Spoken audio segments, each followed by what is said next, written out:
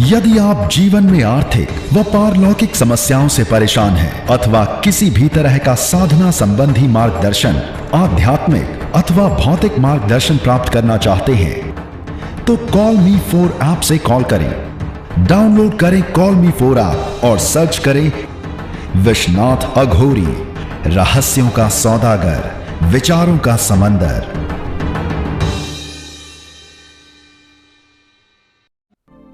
आदेश जय श्री महाकाल।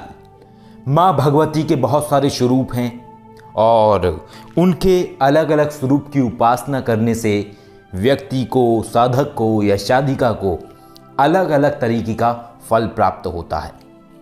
इसी तरीके के बहुत सारे स्वरूप हैं, जैसा कि हमने पहले भी बहुत सारे स्वरूपों के विषय में आप सभी को बताया है, माँ दुर्गा के स्वरूपों के विषय में, जिनमें कि एक माँ दुर्गा का स्वरूप है शूलिनी दुर्गा।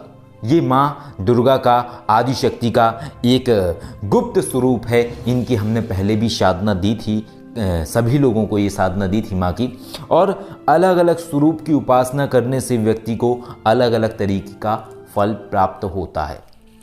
तो आज हम इसी तरीके के माँ के एक और गुप्त स्वरूप की साधना देने वाले हैं, जो कि आपको इसी नवरात्रि में पूर्ण करनी है। जैसा कि हमने पहले भी बताया कि समय के अभाव के कारण या समय न मिलने के कारण हम समय पर आप सभी को साधनाएं नहीं दे पाते हैं, लेकिन विलंब से ही सही हम आप सभी को साधनाएं देते ज़रूर हैं। तो आज हम एक और आपको इस नवरात्रि के समय में माँ दुर्गा के एक गुप्त स्वरूप के विषय में बताने वाले हैं, जो कि गुप्त स्वरूप है जय दुर्गा, जो कि माँ का ये जय दुर्गा स्वरूप है। इस जय दुर्गा स्वरूप का बहुत ही अद्भुत वर्णन है कि अगर कोई भी साधक या साधिका माँ से प्रार्थना करता है, माँ के इस जय दुर्गा स्वरूप से प्रार्थना करता है, तो उसकी जो मनोकामना है वो जल्दी ही पूर्ण होती है। तो आज हम जय दुर्गा की साधना बताने वाले हैं, माँ दुर्गा के जय दुर्गा स्वरूप की साधना बताने वाले हैं। ये बहुत सारे गूढ़ स्वरूप हैं जो कि उल्लेखित नहीं है, जिनका वर्णन नहीं है कहीं पे, या इनका वर्णन मिलता है, लेकिन ये जो वर्णन मिलता है ये कुछ तांत्रोक्त पुस्तकों में इस स्वरूप का वर्णन मिलता है, जैसे कि शूलिनी दुर्गा स्वरूप या जय दुर्गा स्वरूप। तो इस तरीके के अलग अलग स्वरूपों का वर्णन मिलता है, लेकिन बहुत कम ही ऐसी तांत्रिक पुस्तकें हैं जहां पे इनका वर्णन मिल सकता है, हर जगह इनका वर्णन नहीं है। तो आज हम जय दुर्गा माँ की साधना बताने वाले हैं, जो कि साधना आपको इसी नवरात्रि में पूर्ण करनी है। यानी कि आप आज से साधना प्रारंभ कर सकते हैं, कल से साधना प्रारंभ कर सकते हैं, आप जैसा चाहें वैसे कर सकते हैं। और उस हिसाब से आप जब साधना करेंगे तो आपकी ये साधना पूर्ण हो जानी चाहिए, यानी नवरात्रि में ही आपकी ये साधना पूर्ण हो जानी चाहिए। आप इनको 7 दिन में या 6 दिन में, मतलब कोशिश करिए कि इस नवरात्रि में आपका ये जाप कंप्लीट हो जाए। मंत्र सिद्धि के लिए आपको जो ये जय दुर्गा माँ का मंत्र है, ये मंत्र आपको 51,000 मंत्र जाप करना होता है मंत्र सिद्धि के लिए। लेकिन अगर कोई मंत्र की सिद्धि आपको 51,000 मंत्र जाप पर प्राप्त होती है तो आपको वो मंत्र 1.25 लाख तक करना चाहिए। वैसे हालांकि मंत्रों का ये भी होता है कि कई बार किसी भी मंत्र को सिद्ध या जागृत करने की अवस्था में लाने के लिए आप 1 माला भी जाप करेंगे और 1 माला जाप 11 आहुति करेंगे, तब भी आपका मंत्र जागृत अवस्था में आ जाएगा, बिल्कुल आ जाएगा। लेकिन सबसे महत्वपूर्ण विषय होता है कि ऊर्जा कितनी बन रही है उस मंत्र के माध्यम से। मंत्र की तो ऊर्जा पूर्ण है, लेकिन आपके शरीर में मंत्र की ऊर्जा कितनी बन रही है, और उसी हिसाब से आपका कार्य पूर्ण होगा।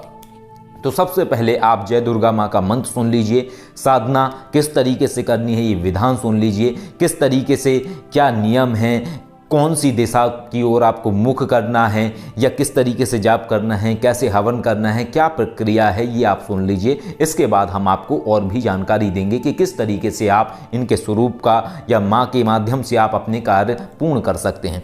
तो मंत्र है ओम दुर्गे दुर्गे रक्षणी स्वाहा, ओम दुर्गे दुर्गे रक्षणी स्वाहा, ओम दुर्गे दुर्गे रक्षणी स्वाहा, ओम दुर्गे दुर्गे रक्षणी स्वाहा, ओम दुर्गे दुर्गे रक्षणी स्वाहा। ये मंत्र है, ये मंत्र जय दुर्गा माँ का है।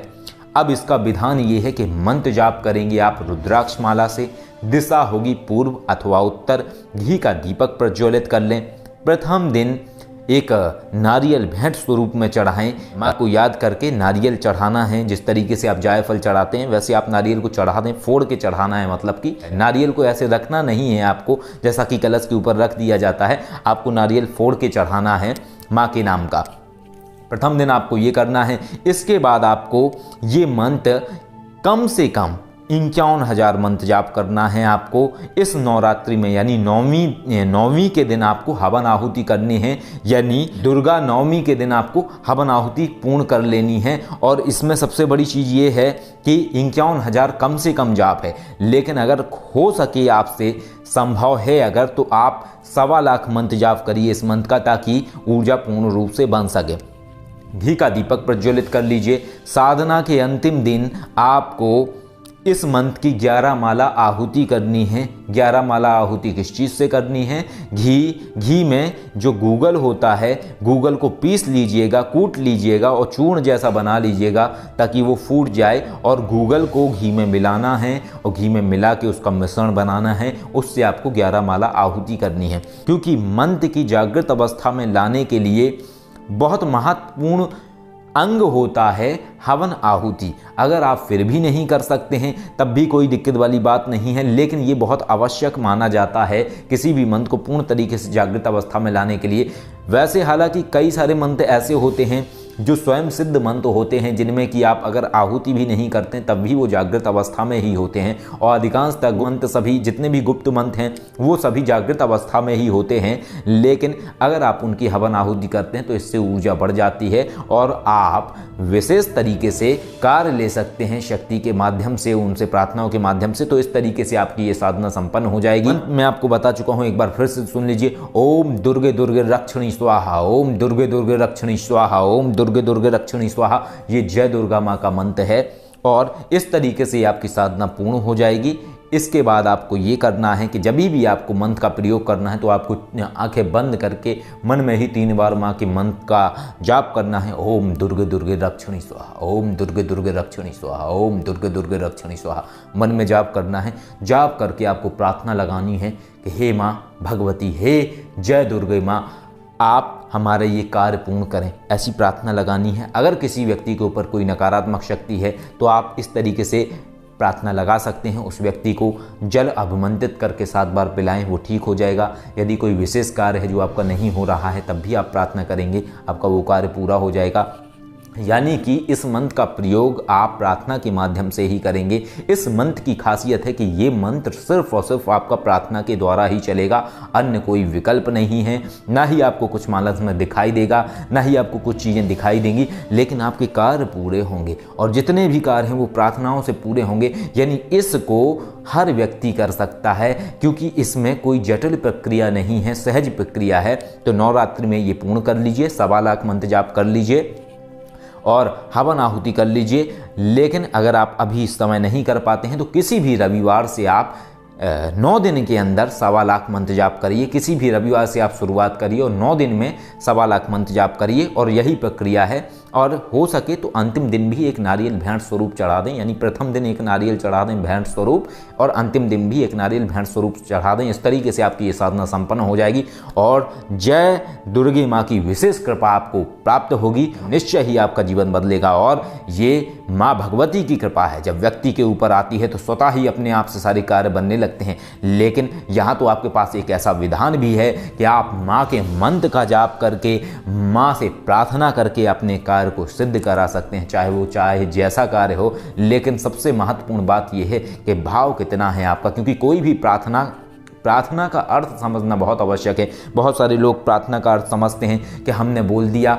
हो गई प्रार्थना। बोल देना प्रार्थना नहीं है। प्रार्थना तो एक आंतरिक अवस्था है, जो आंतरिक अवस्था ये अभिव्यक्त करती है कि आप अंतरात्मा से किसी भी शक्ति को याद कर रहे हैं, आप करुणा से याद कर रहे हैं, आप एक ममत्व और प्रेम से जुड़े हुए हैं शक्ति से। यही प्रार्थना का नियम है और मूलभूत सिद्धांत है कि करुणा भाव के साथ, एक समर्पण के साथ, श्रद्धा के साथ जब आप शक्ति से जुड़ते हैं तभी आपकी प्रार्थना कबूल होती है, तभी आपकी प्रार्थना का परिणाम आता है आपके जीवन में। लेकिन जहाँ पे भाव और समर्पण ही नहीं है तो आप चाहे जितनी प्रार्थना करते रहें कि हमारा ये कार्य बन जाए, हमारा वो कार्य बन जाए, ये तो आप कह रहे हैं। कह देना प्रार्थना नहीं है। प्रार्थना तो एक आंतरिक अवस्था है, करुणा की अवस्था है। जब आप करुणा से कहते हैं और याद करते हैं शक्तियों को तो स्वतः ही आपके कार्य हो जाते हैं। आपने देखा होगा कई सारे लोग ऐसे हैं जो सिर्फ कहते हैं जय शिव शंकर, जय महादेव, जय महाकाल, और इतना ही कहने पे वो अंतर मन से कहते हैं कि मेरा ये कार्य पूर्ण हो जाए, प्रभु कृपा करें, उनका वो कार्य पूर्ण हो जाता है। कई सारे लोग माँ भगवती को मानते हैं, वो कहते हैं जय माँ दुर्गे, माँ मेरा ये कार्य पूर्ण हो जाए, उन्हें कोई मंत्र नहीं आता है, फिर भी उनके कार्य पूर्ण हो जाते हैं। आखिर कैसे? यही है प्रार्थना का सिद्धांत, यही है प्रार्थना का नियम, और प्रार्थना सबसे बड़ी शक्ति है। लेकिन आवश्यकता है तो प्रार्थना को समझने की। जब तक आप प्रार्थना को नहीं समझेंगे तब तक कुछ भी नहीं होने वाला है। तो समझना बहुत आवश्यक है, और इस मार्ग में बहुत सारी चीज़ें होती हैं जो कि आपको समझनी होती हैं। साधना क्षेत्र में बहुत सारे नियम सिद्धांत होते हैं, हर चीज़ अलग अलग तरीके की होती है। मानव शक्तियों के सिद्धांत अलग होते हैं, प्रार्थना के सिद्धांत अलग होते हैं, अलग तरीके की शक्तियों के अलग सिद्धांत होते हैं, और प्रत्येक शक्तियों के नियम अलग होते हैं। उनको आपको समझना बहुत आवश्यक है। जब आप समझते हैं तो निश्चय ही आपके कार्य पूर्ण होते हैं। तो कीजिए ये अद्भुत साधना माँ की और बदलिए अपने जीवन को, और हमारी शुभकामनाएं हैं कि आप लोगों का जीवन सफल हो और आपके जीवन में आने वाली समस्त समस्याएं नष्ट हो जाएं। आप हमेशा सुखी रहें, समृद्ध बने, और आपके जीवन में खुशहाली आए। आदेश। जय श्री महाकाल।